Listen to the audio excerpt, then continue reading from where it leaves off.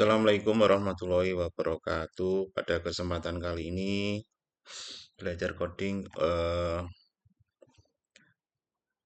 memberikan untuk prediksi penyakit yang diambil datasetnya dari Kaggle.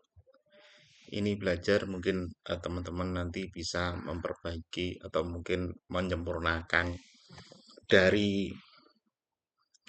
eh, program kami, yaitu untuk pengenalan penyakit, di mana nanti datasetnya ambil dari sini, kemudian nanti diolah untuk dijadikan artificial intelligence atau sebagai knowledge base-nya.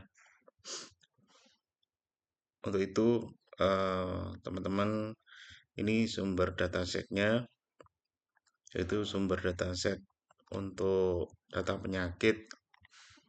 Pertama yaitu import libraries, ada Pandas, NumPy, Scikit-learn, kemudian yang lain-lain ya. Ini bisa perhatikan. Kemudian ada untuk visualisasi data, ada Matplotlib, kemudian ada Scikit-learn, ada Seaborn. Kemudian untuk interaktifnya ada IP widget dan sebagainya. Ada import OS untuk daftar pustaka untuk ini ya, pada sistem operasi. Misalkan aja membuat direktori, pindah direktori dan sebagainya. Kemudian ada user interface-nya, ada Kiradio untuk user interface-nya webnya. Pertama-tama kita menggunakan ini ya, Google Colab ya. Nanti cara kerjanya di sini kita menuliskan kodenya di Google Colab. Kemudian ini kita jalankan.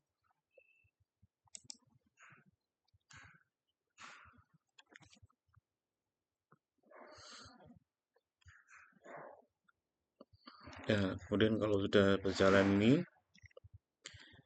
berikutnya adalah membaca dataset dengan perintah ini read CSV. Jadi datasetnya berupa file CSV.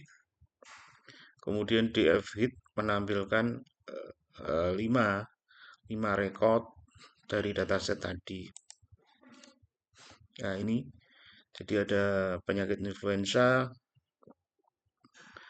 kemudian untuk di situ ada beberapa kategorinya. Misalkan aja ada demam, batuk, kemudian ada sulit bernapas ya atau tidak, umur sekian, terus kemudian laki-laki atau perempuan, kemudian tekanan darah, kolesterolnya. Berarti di sini adalah nanti eh, positif influenza. Kalau kemudian di sini fevernya no, cough-nya yes, fatigue-nya yes, difficult breathing-nya no, umur 25, blood pressure normal ya, maka outcome variabelnya negatif. Dan seterusnya, isinya adalah seperti itu. Kemudian langkah berikutnya adalah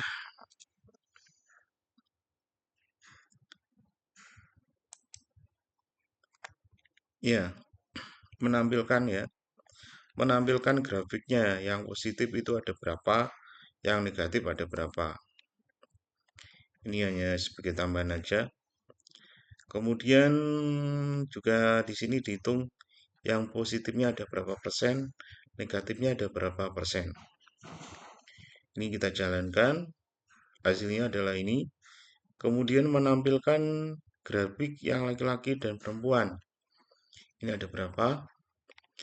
Kemudian menghitung jumlah pasiennya, itu ada berapa. Ini kita jalankan, ada sekian, 176, 173. Berikutnya adalah menampilkan grafik frekuensi penyakit, usia, dan sebagainya dengan perintah ini ya, akan hasilnya adalah seperti ini. Kemudian ini kita jalankan juga.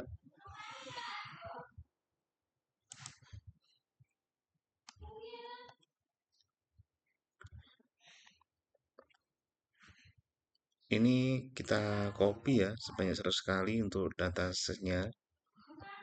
Ya, ini tujuannya untuk kita mencoba ya meningkatkan akurasi. Ini masih belum menemukan sampai berapa, masih kurang. Berikutnya adalah pre-processing data ya. Pre-processing data yaitu dengan mengisi nilai kosong. Kalau ada yang nilainya kosong dengan perintah ini, df ini, kemudian encode kolom kategorikal, kemudian ada normalisasi kolom numerik, kemudian ada misalkan dataset untuk prediksi penyakit dan outcome. Setelah itu, setelah di pre-processing, itu kita tampilkan untuk dataset tadi yang sudah di pre-processing, bentuknya seperti ini. Yang tadi seperti itu. Yang masih yes no diganti dengan 0 sama 1. Kemudian berikutnya adalah data training. Membuat data training dengan perbandingan 80 banding 20. 80 untuk data latihnya, data ujinya 20%. Berikutnya adalah membuat model. Modelnya di sini menggunakan decision tree. Ya, mungkin nanti pakai algoritma yang lainnya mungkin tingkat akurasinya lebih tinggi. Ini kita menggunakan decision tree. Kita mencoba decision tree, kita jalankan. Kemudian kita evaluasi.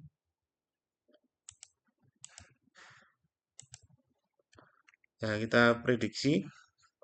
Ternyata tingkat akurasinya adalah 0,84. Kemudian presisinya 0,85. Recall-nya 0,84. F1 skornya 0,84. Ini matrik confusion matriknya ada true positif, kemudian ada true negatif, false positif, false negatif ya. Seperti ini. Kemudian itu tadi visualisasinya. Kita coba untuk hasil visualisasi decision tree-nya.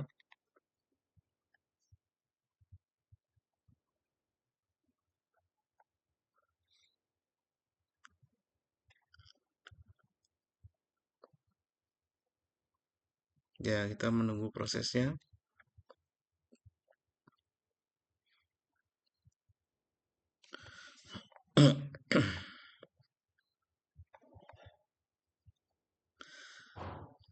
Ya, sambil nunggu tampilan grafiknya ini. Ini ya untuk decision modelnya ya.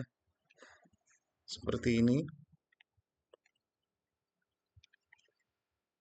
Kemudian ada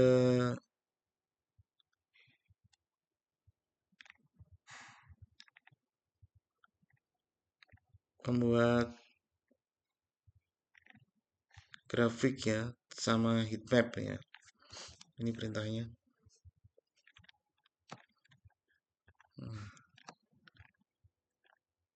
Tadi belum ya.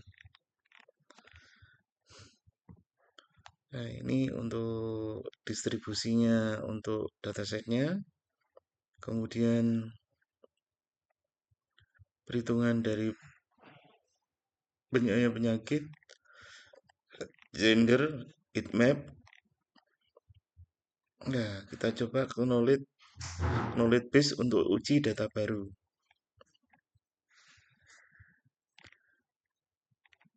Ya, kita coba misalkan umurnya 70 tahun. Laki-laki ada demamnya, tidak, batuk tidak. Kemudian ini tidak, kesulitan bernapas tidak, normal, normal ya. Kita submit. Ya, prediksi penyakitnya adalah kolisitis negatif. Kita coba misalkan ada ininya ya. Rasionya tinggi semuanya.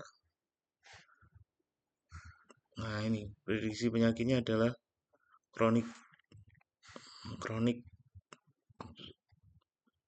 obstructive pulmonary disease ya, negatif. Misalkan umur 35, laki-laki demam, ini ya, kita cek TBC positif. Oh ini ya, TBC itu gejalanya ada demamnya, batuk, kemudian ini yes, sulit bernapas ya, blood pressure high, kolesterolnya high, maka kena TBC positif ini. Ya, saya kira itu teman-teman. Mungkin Bapak yang lainnya bisa menambahkan atau mungkin mengomentari apa yang saya sampaikan untuk memperbaiki untuk tingkat akurasinya ya, mungkin lebih tinggi. Terima kasih. Saya kiri. Wassalamualaikum warahmatullahi wabarakatuh.